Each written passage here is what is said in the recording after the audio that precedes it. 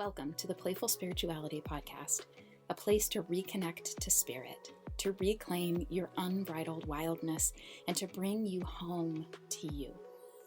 I'm Cara, and I'm honored to be on this adventure with you. This is a place to discover your magic and your superpowers. And yes, you definitely have them.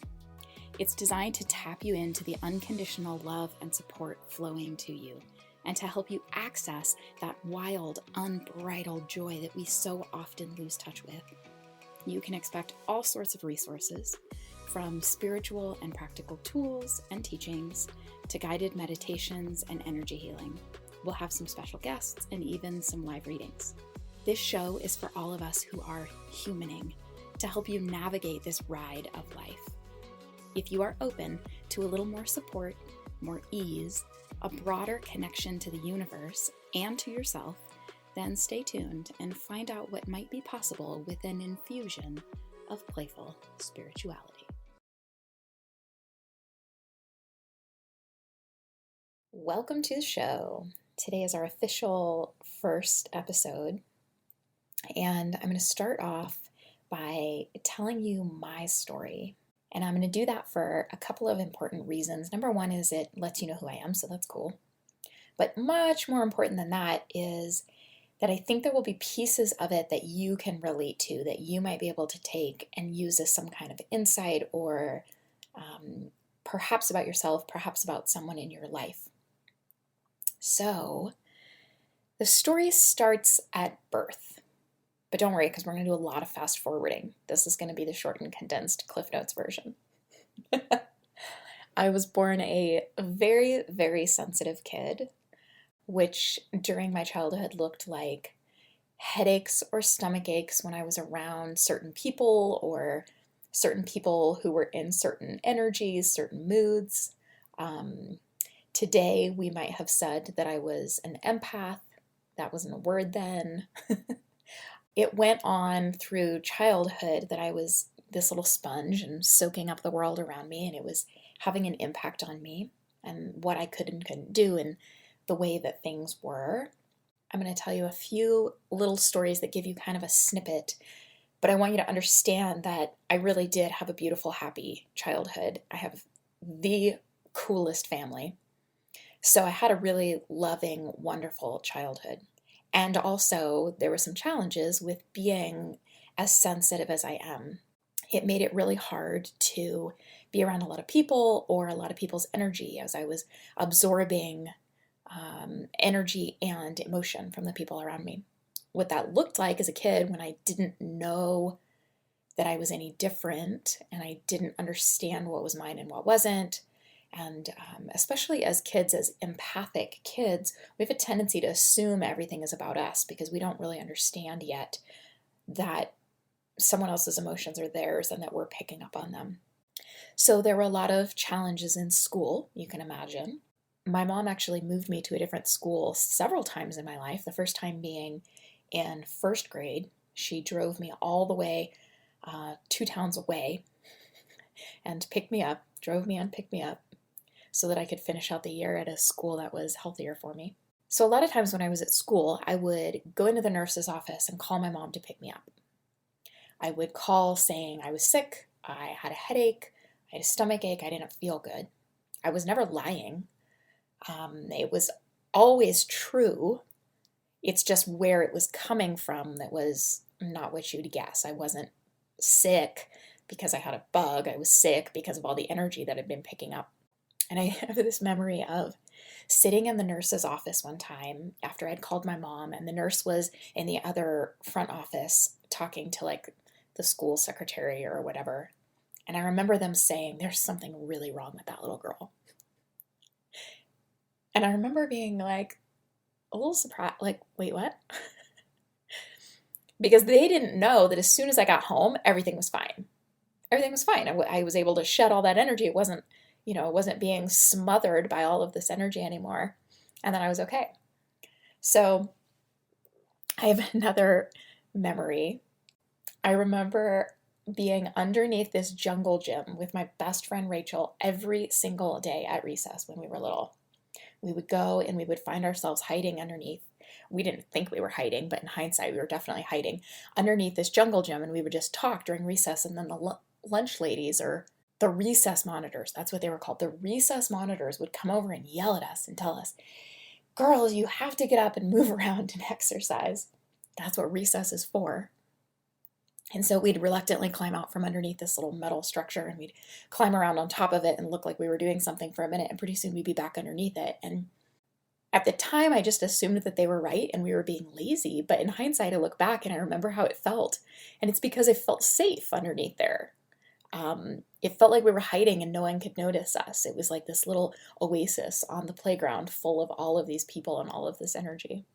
Right around the same time, I had a teacher, and I remember her coming up one day so frustrated. Oh, I could just feel her intense frustration. And she put tape on the back of this mirror, so it was like double sticky, you know? And she slapped this mirror down on my desk, so it was now taped to my desk. And she said, there, now you're gonna know how ugly you are when you don't smile. Which, as we all know, is absolutely the way to make an unhappy kid happier. For sure. But I think back to how much frustration she had in that moment, and I can only imagine that she must have really been trying to uplift me prior to that. There's no other reason I can think of why my quiet misery would have pissed her off so badly. I wasn't ever outward in it. I'm sure I was just sitting, stewing in this pain of all of these people around me. But with that kind of energy around me, it's no wonder I was uncomfortable, All through my life, people have confided in me. That's a trait that a lot of empaths have. We're super, super, super compassionate and understanding. And so people want to talk to us. I didn't understand that that's what was going on, and there was more to it that I discovered later. And I'm wondering if any of this is things that you can relate to. Maybe you were a highly sensitive kid. Maybe the people around you realized it. Maybe they didn't. I was really lucky. Most people might not be as lucky as this. I had a mom who was aware of this kind of stuff, and she started researching really early on because she knew something was going on. She realized that she had a really psychic, energetically sensitive kid. I apologize for that word. I know the P word makes us cringe. So I try to avoid it when I can. So she was aware that there was more going on, which is why she was compassionate about picking me up and taking me out of school when it was overwhelming. So let's fast forward now. Fast forward, buzz, up to age 18. So I had graduated high school a year earlier. I'd gone to work in my family business. I was helping out the family, and I was going to junior college. I had great friends. And out of seemingly nowhere, I plummeted pretty swiftly into a really, really dark clinical depression. And there was no discernible reason for it that anybody could find, certainly not one I could find, and I was looking. It wasn't a fleeting thing. It really stuck around. So I had to address this in some way. You have to either fight for your life or let it win.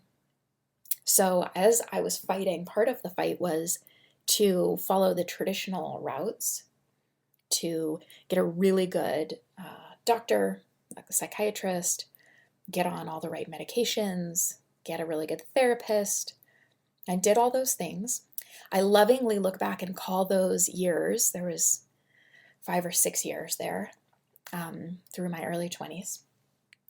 I call those my traction years. And the reason that I called them that is because I remember my therapist telling me one time that if I had been in a really severe car accident and I was in a full body cast, people would understand. They would look at me, even if they didn't know what happened, and they would see the full body cast and they would understand, and they would have compassion that it was probably going to take years of traction for me to be able to walk again and function as a normal human being. That it was going to be pretty much my sole focus, recovering. And that the depression that I was in was no different. It was just more challenging when it came to other people because they couldn't see that. They couldn't understand. They saw, days where I seemed normal and I was still working and I was still doing things, and they saw times where I laughed, and then they would see that I would, share that I was feeling suicidal, or I was, hadn't gotten out of bed for days, or I'd been up all night crying and then come into work the next day. So people were having a hard time sometimes understanding. And so lovingly, I call those my traction years. I really, really was dedicated. And I'm so grateful that I have such an unshakable hope, because that hope helped carry me. Now, during those years that I was going through doctors and therapists and medication and all the Western stuff, at the same time, I began studying meditation. I began studying energy work and learning about myself and what was going on. I studied with several teachers. My primary teacher was Nancy Anagnost, who is a remarkable human being and master teacher. And I studied pretty intensely with her for, 5 or 6 years. And in that time, as I was studying, I really, really began to understand that I was not wired quite the same way as your average person. I got introduced to this whole new world. I learned how to speak to my higher self and tap into those energies that brought me immense relief and healing. I learned that what I had been doing my whole life without knowing, completely subconsciously, was taking on everyone else's energy and then processing it and giving it back to them, because if they felt better, then I could feel better. Since I had no boundaries and I was this little sponge absorbing everyone's energy, I had to make everybody else feel okay so that I could feel okay. And this is all completely unbeknownst to me that I was doing all of this. So I was processing and absorbing everything around me and making other people feel better. And I just thought, I must be a good listener. There's this one memory that I have, and it always stands out in my mind. And I remember how old I was because I had this clear notion. I was sitting at the dining room table of our babysitter, who was like my mom's age, one summer. And she was pouring her heart out to me. She was crying, and she was telling me about the trouble in her marriage, and should she get a divorce or stay, and what should she do? And I was giving her all this advice, and I was being the shoulder to cry on. And this is the one and only time that this happened to me. I mean, that kind of thing happened a lot, but this is the one and only time that this like moment of adult awareness happened. All of a sudden, I was aware of how weird this was. And I had this thought like, what the hell is this lady telling me all this for? I'm 8 years old. And most of the time, it didn't seem strange to me at all. I just gave this advice. I had no life experience. What was I doing giving someone advice on her marriage and her problem with her, her husband and his stepkids and like this? What was I doing? Where was I getting this information? I would just hand it out. I just did what I knew to do. But in that one moment, I had this awareness, and I'm so grateful. I know that it was just a beautiful, gift, because it just plopped in the back of my brain, and then I went on with the conversation with her. I didn't think much of it. But because that happened much later in my life, when I was able to look back, I remembered that moment, and I thought, oh, this is what's been going on all along.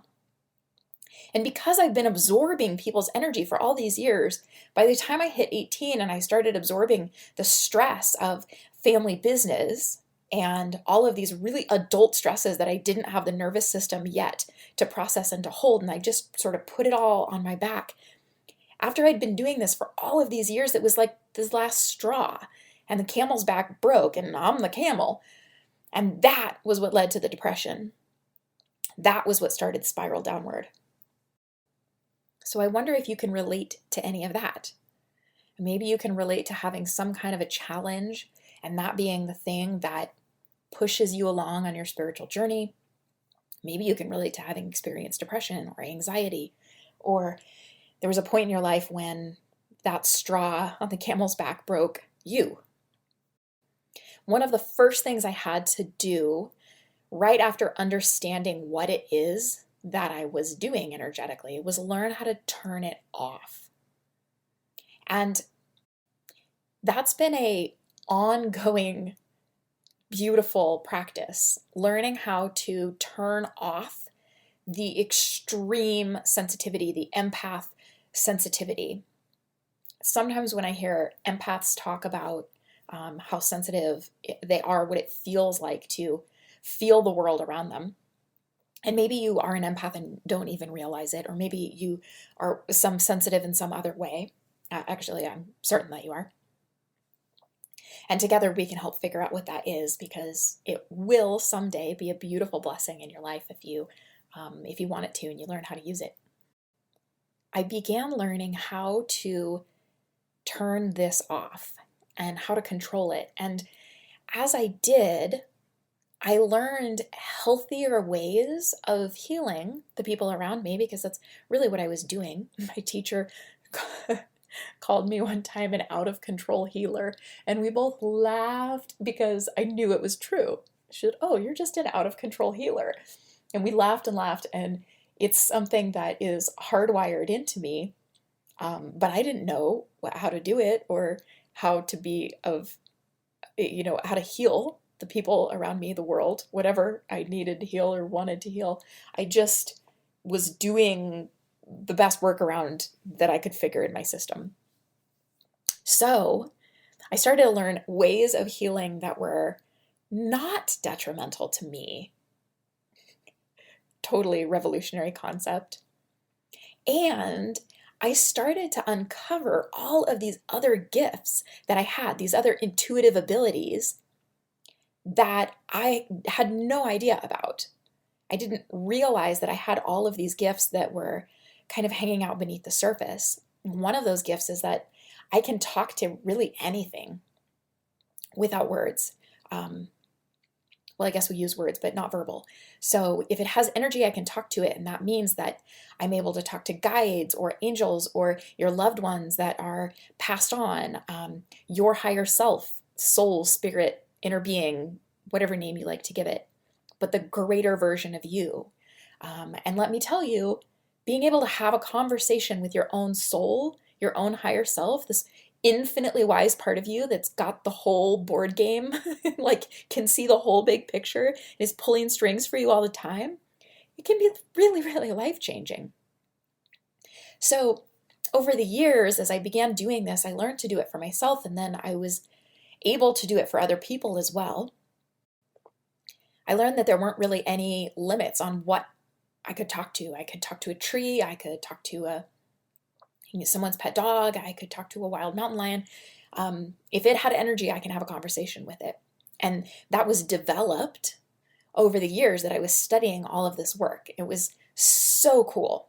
And as I was doing all of this, I was healing my depression. Maybe this is a part of the story that you can relate to. Maybe you have begun to discover, or you are aware of, some of your intuitive abilities. And I say some because I'm sure there are more that you know yet, because it's a pretty rich topic. Or maybe you're completely oblivious to them and you think, this is all pretty woo-woo weird stuff. Or maybe that only certain people have these abilities, and I promise you that's not true. We will get into that in future shows. I hope that I get the chance to help you discover and uncover and harness and benefit from and savor and appreciate and enjoy the intuitive abilities that you have. Truly, this work that I have spent the last 23 years, obviously my work is not math, the last 23 years doing has taken me from this incredible, profound absence of joy. It's really what depression is like. It's an absence of joy, the way that suffocating is an absence of air. It has kind of a similar feeling. And it's taken me from the most unhappy person that I knew to the most joyful person that I know. having that profound absence of joy really, really carved a desire in me for years for greater, deeper joy and happiness. And I have dedicated my life now to the creation of that. It's not something that you stumble on and find, it's a practice. And it takes effort, and it's worth it 1,000-fold. Okay, let's fast forward in the story. Fast forward. I'm in my mid-20s now. I've healed from the depression. I moved to Hawaii. I was working in Hawaii. I was still doing all of this work because it was absolutely mandatory for my health and happiness and well-being that I continue it. It brought me so much joy, and if I slipped for a while and kind of got lazy about my practices and my continued expansion in this world, I saw things in my life begin to get harder, and my happiness start to go down and the struggle start to go up. And so it would kickstart back into, oh gosh, well, I need to keep meditating. I need to keep talking to my higher self. I need to keep living from this place. And I go back into my practices of energy work. So one day I was driving down the street and I pulled up at a stop sign.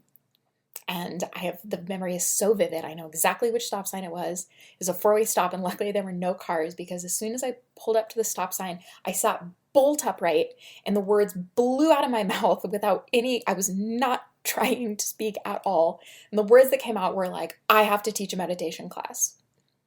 And it surprised me, because that is not the way that I receive information. I receive information in a whole myriad of ways, but never like that.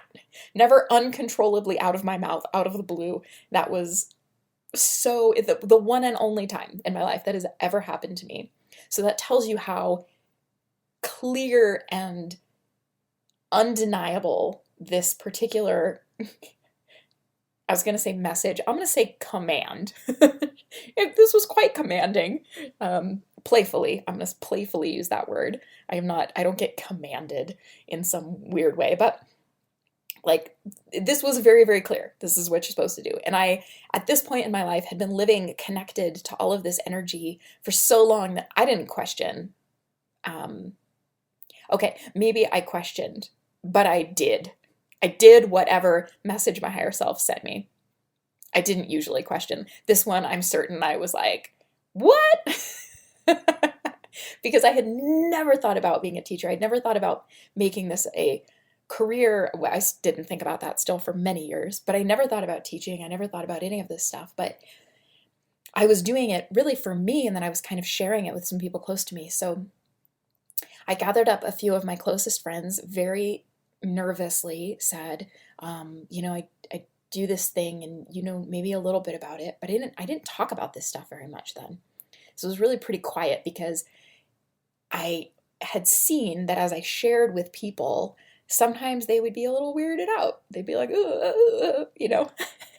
No one was ever bad to me in my entire experience, actually. I've never had anybody be negative to me about the work that I do. I'm so infinitely grateful for all of the support that I've received. But I would feel sometimes people's energy be a little bit like, ugh, when I would say, oh yeah, I talk to dead people. That's like a weird ass thing to do, right? So I didn't tell people usually, unless it kind of came up. And then maybe I'd be like, yeah, I meditate. Or they'd be like, how come you're so happy? Well, I put a lot of work into this. So that very, very first class that I taught of these tools, and these are tools that I'll tell you more about it later, but this is work that's been passed down since ancient Egypt and ancient Asia, and master teacher to master teacher to master teacher. And it is a lineage that I am so humbled to be a part of. Like I said, it was not my plan, but it picked me. So coming up this spring is going to mark 15 years since that very first class. 15 years since that very, very first class. And I think maybe it was like 3 of my friends or 4, sitting in I was going to say my living room. No, sitting in my studio apartment.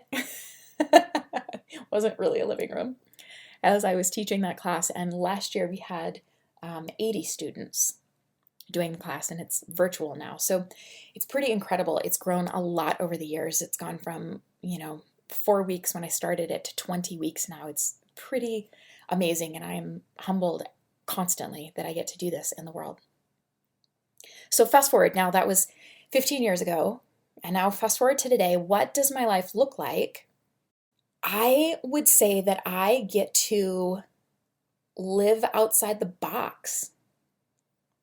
I get to live a life where I am, first and foremost, deeply and profoundly and constantly connected to and aware of this universe. Source, creator, God, goddess, great spirit, you give it the name you want. Deeply connected to my higher self, to the aspects within me, to all of this incredible, infinite seeming non-physical support team that I have. No decision goes without all of this support, and it's seamless now. In the early days, I had to stop and ask a question. Now I feel it constantly. We still have conversations, but it's moment to moment in my life, a part of my life constantly. I get to cultivate and always come home to playfulness and silliness. And that's really, really, really thanks to having done this work for so long. And I'll tell you more about that in the next episode because it's actually really incredibly profound. I get to live in this unbridled wildness. I get to howl at the moon and roll naked in the mud and lead retreats for incredible people around the world. I travel. I get to be with and connect with and meet soul family, people who I know I have done this experience with multiple times. A bunch of you are probably in that camp. I get to love my full range, the full range of emotions, the full range of being human. I call it humaning, right? When we're here, we're doing all this stuff, I call it humaning. I get to embrace my feminine and my masculine energies. We'll talk about that as well. I really get to walk into the shadows. I am not afraid of the shadows. I lived there for a really long time. So it doesn't scare me to walk into the shadows, be it my own or with my clients. And we just walk in and we bring love. We walk into those dark, hard, scary, shadowy, shunned, shame-filled places, and we bring light, and we bring acceptance, and we bring healing and love. We let those parts of you get reabsorbed, reacquainted, loved and appreciated back into the system. We bring this amazing healing. I get to work in concert with my higher self. That's a phrase I've been saying as I try to figure out how to explain this. How do I figure out how to explain this to, someone who hasn't done this work before? And so I thought, living in concert with my higher self, that's really that's how it works, because it's like we're dancing all the time. And yeah, that makes no effing sense, Cara. It turns out. But a dear friend of mine gave me a better explanation she had the other day. She was going off on how happy and how grateful she is since she started this work. She started studying with me a year ago, but we've been friends for a very long time. And she said, I just can't believe all the things that have changed in my life. And I get to have these conversations with God, and I get to have these conversations with my higher self, and everything has shifted and odd. And she was going on and on and on. And she said, it's like I'm in on the secret. Like you've known this all along, and now I'm in on the secret. And I was like, that's it. That's it. That's the description right there. I'm in on the secret. The secret of the universe, the secret of how this actually works and what we're actually doing here. So thank you. I hope there's some nuggets in here that you can take away. Stick around. Episode 2, we're going to talk about what the heck is playful spirituality and where that came from. And I will see you next time. Deep bow of gratitude to you, my friends, for showing up for yourself and taking the time for this experience. If you enjoyed this, and I hope you did, it would mean so much to me if you would write a positive review. And please share this with your friends who you think might enjoy it. My team has set up some free presents for you, including a guided meditation, an energy healing, and a sneak peek into one of my programs. So go to caraviana.com to download those. And be sure to keep your ears open. The doors to Master Your Magic Intuitive Development School are opening again very soon. With the deepest love, cheers to all that you are.